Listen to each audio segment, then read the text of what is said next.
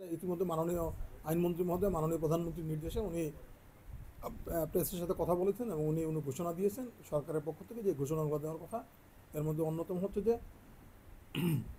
যে একজন যে কোটা আন্দোলন যারা করছেন তারা সরকারের কাছে তারা আহ্বান জানিয়েছেন যে তারা আলোচনার রাস্তা তারা খোলা রেখেছেন, আলোচনার তারা কথা বলছেন, সেটা সরকার তাদেরকে ধন্যবাদ দিয়েছেন এবং তাদের এটা গ্রহণ করে 2 সদস্য বিশিষ্ট একটা কমিটি করেছেন। মাননীয় আইনমন্ত্রীর নেতৃত্বে একটা কমিটি করে দিয়েছেন। সেখানে থাকবেন আমাদের শিক্ষামন্ত্রী, অন্য মন্ত্রীও থাকতে পারেন। তারা আলোচনা করবেন। তারা যদি আজকে আলোচনা করতে চান আজকেই বসবেন আলোচনায়। যদি আমাদের শিক্ষার্থীরা যে আজকে আলোচনা আসতে চান আজকেই ওনারা এই আমাদের কমিটি বসবে আলোচনায়।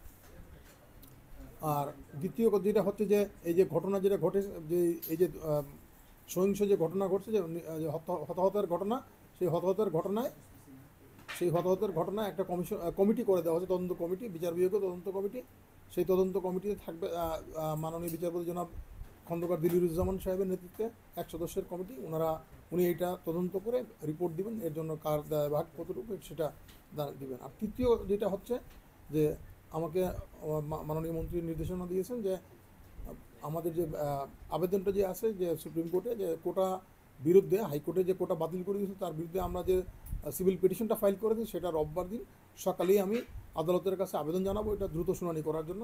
এবং আমি আশা করছি আদালত আমাদের আবেদনটা গ্রহণ করবেন এবং এইখানে যেই ছাত্ররা আসছে বা অন্যরা অনেকে হয়তো আসবেন, সবাই মিলে আমরা আবেদন করব যেন এটা দ্রুত শুনানি করার জন্য। আশা করছি আমরা এটা অতি দ্রুত শুনানি হবে। এটা কি সামনের সপ্তাহে কি শেষ হওয়ার সম্ভাবনা? জি জি, আমরা তো রোববারের দিন যেহেতু এটা জনগুরুত্বপূর্ণ আছে সে কথা বিবেচনা করে আমি বিশ্বাস করি মাননীয় আদালত এটা আমাদের আবেদন গ্রহণ করে দ্রুত শুনানি করবেন এটা। স্যার, আপনি যে মুহূর্তে এই কথাটি বললেন যে আলোচনার কি সরকার আলোচনায় বসবে আন্দোলনকারীদের সাথে, সেই মুহূর্তে আন্দোলনকারীরা বলেছে যে বুলেট এবং আন্দোলন আলোচনা একসাথে চলতে পারে না, তারা আলোচনার প্রস্তাবটা প্রত্যাখ্যান করেছেন। দেখেন, আমি এটা কথা বলি, যারা করছেন না ছাত্ররা কিন্তু এটা করবে না, কারণ ছাত্ররা যারা প্রকৃত ছাত্র তারা কিন্তু এটা আন্দোলন তারা এইভাবে চাচ্ছে না। তারা শিক্ষাঙ্গনে ফিরে যেতে চায়, সরকারও এটা চায় যে ছাত্ররা লেখাপড়া করুক, তারা যেন দেশের ভবিষ্যৎ, তারা দেশের দায়িত্ব নেবে, তারা সব কিছু করবে। এই জন্য সরকার চায় তারা সুষ্ঠুভাবে পড়ালেখার পরিবেশটা বজায় রেখে তারা পড়ালেখা করতে পারে। সেই কারণে সরকার তাদের যে আজকে সকালবেলা যেই তারা আহ্বান জানিয়েছিল সেটাকে তারা সরকার অত্যন্ত সাদরে গ্রহণ করেছে এবং সরকার এখানে তাদের সাথে বসবে এবং আলোচনায় বসবে। শুধু না, তাদের যে মূল দাবি কোটা সংস্কার, সেই যে হাইকোর্টের রায়টা, সেটার বিরুদ্ধে আমরা দ্রুত শেষ করার জন্য রোববার দিনে আমরা যাচ্ছি কোর্টে। আপনার কি থাকবে, প্রত্যাশা কি থাকবে আপিল বিভাগের কাছে আপনাদের? দেখেন, আমার প্রত্যাশা তো আমরা তো আপনাদের বারবার আমি বলছি যে এই রায়ের বিরুদ্ধে আমরা যাচ্ছি।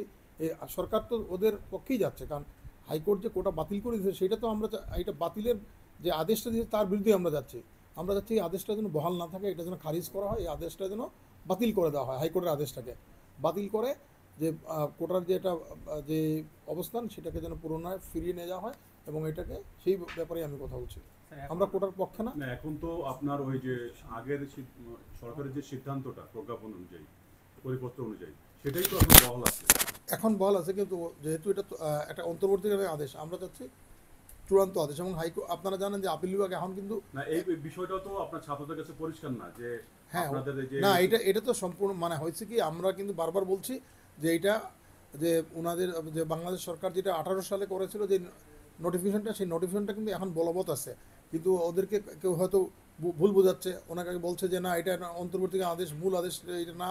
সেই কারণেই আমরা চাচ্ছি যে এটা আগামী রোববার, কারণ আজকে তো আপনারা জানেন সুপ্রিম কোর্টের হাইকোর্ট আজকে 2 বিভাগই, আপিল বিভাগ এবং হাইকোর্ট বিভাগ দুইটাই বন্ধ ছিল। সুপ্রিম কোর্ট আমাদের যে ইয়ে থাকে, এটাকে বলা হয় সুপ্রিম কোর্টের যে ভ্যাকেশন বলা থাকে, সেই ভ্যাকেশন অনুযায়ী আজকে বন্ধ ছিল। এটা জানুয়ারির 1 তারিখে এটা ঠিক করা হয়, সেই অনুযায়ী আজকে এটা বন্ধ ছিল, যার কারণে আজকে কোনো কোর্ট ছিল না। আমরা আশা করি রোববার দিন আমরা আবেদনটা নিয়ে যাব এবং আশা করছি আমরা হয়তো খুব দ্রুত এটা শেষ করতে পারবো। চেম্বার কোর্ট হয়ে যাবে নাকি ফুল কোর্টে আবেদন করবেন? দেখি, আমি পরিস্থিতি বিবেচনা করে আমরা যাব। স্যার, এটা শুরু থেকে বলা হচ্ছিল যে পুরোটাই আদালতের কাছে, প্রধানমন্ত্রীও কয়েকবার বলেছেন, আপনিও বলেছেন। এখন আসলে শিক্ষার্থীদের সাথে সরকারের আর আলোচনাটা হলে কি আছে? আলোচনা তো দেখেন, ওনারা তো আলোচনা করতে যাচ্ছেন, ওদের কথাগুলো শুনতে দেখেন, আদালতও বলছে ওনাদের কোনো কিছু বলার থাকে সেই ক্ষেত্রে আদালতে আসবেন। অবশ্যই সরকার তো দায়িত্ব হচ্ছে ওনারা যদি ওদের কোনো কিছু বলার থাকে সেটা শুনবে, সরকার দেখবে এবং এটা তাদের ইয়েগুলো বিবেচনা করবে, অবশ্যই বিবেচনা করবে। আর এখন আমরা যতটুকু জেনেছি, বেশ কয়েকজন সিনিয়র আইনজীবী তারা বলেছেন শিক্ষার্থীরা যদি আসে বিনা পয়সায় তাদের মামলা হ্যাঁ, হবে। এখন এটা- কি পার্টি হওয়ার সুযোগ আছে কিনা? শুনেন, পার্টি হতে হবে না, আপনাকে বলি যে আদালত তো বলছেন যারা আসলে তারা নিজেরা কথা বলতে পারবে, তারা আইনজীবীর মাধ্যমে কথা বলতে পারবে।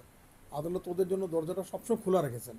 অতএব ওনারা যদি আসতে চান ছাত্ররা, অবশ্যই তারা আসতে পারবেন। তা এবং আমি আহ্বান করবো তারা আসুক, ওনারা আসুক। এবং আমরাও কি বলি, ওনারা দেখুক, আমরা তো যেটা বলছি যে কোটাটা যেটা এটা সরকারের নীতিগত সিদ্ধান্ত, এই বিষয়ে আদালতের যে আইনগতভাবে হস্তক্ষেপ করার অধিকারটা খুবই কম। কারণ এটা এটা এটা বিচার্য বিষয় হয় না, এটাকে বলে ইট ইজ নট জাস্টিসিয়েবল। এটাকে আমরা আইনের ভাষা বলি নট জাস্টিসিয়েবল, অর্থাৎ বিচার্য না এটা আদালতের কাছে। স্যার, আপনার কি মনে হয় যে হাইকোর্ট বিভাগ যে রায়টা দিয়েছে এটাকে হিস্টোরিক্যাল মিস্টেক? আপনার কি মনে হয়? বিচারাধীন বিষয়ে আমি কোনো কিছু বলবো না।